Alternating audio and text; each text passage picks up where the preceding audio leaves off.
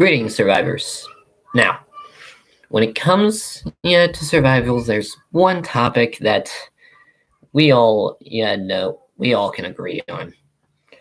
We may not be able to agree what the best water purifier is, or the best, or the most best food to carry with you, first in your bag. But there is one subject we can all agree on: weapons. Now, in this episode, in this video, I'm going to talk about this. The various types of weapons.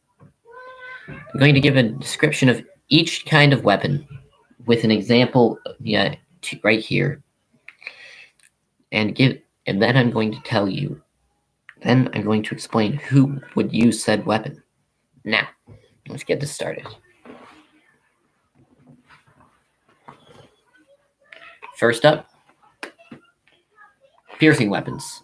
Now, I actually don't own any strictly piercing weapons, so instead, I will just be showing you a knife.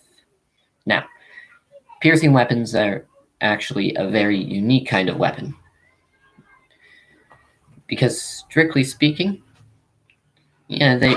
all you really do with them is stab. Now, of course, there are certain things that this is more effective on than other, and less effective on. For instance, chainmail.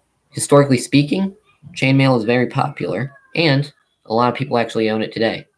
But chainmail's one weakness: piercing weapons. So who would use piercing weapons? Well, really, given the large variety of piercing weapons, it could really be anyone. Ultimately, it just really depends on the kind of weapon. For instance, this I would recommend being used by no one, but ultimately, it really depends on you. After that,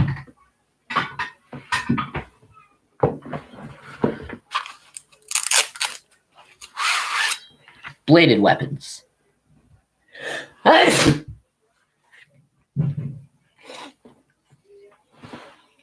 Okay, so a bladed weapon is a weapon with a sharp edge on it that's primarily used to strike with. Now, generally speaking, this is not as good for for fighting people with armor as some other weapons. But this can cut through cloth no problem. And it can cut through metal. It's just not I just wouldn't recommend it. Now, of course, each one has. The thing is, most bladed weapons also have a piercing point on them that you can stab with. I just didn't, which is why I'm going to go into some of the details of piercing weapons with it. Now, you see, the interesting thing about bladed weapons is that they don't require much strength to use, as long as you don't have a heavy one. As long as it's sharp, you can do a lot. It'll work well. Now, after that, with that, what are some upsides and downsides? Well, you gotta keep them maintained. They break easier than some weapons, and they have to be sharpened. And with piercing weapons, you also have to maintain them, and they break a lot easier than some weapons. And of course,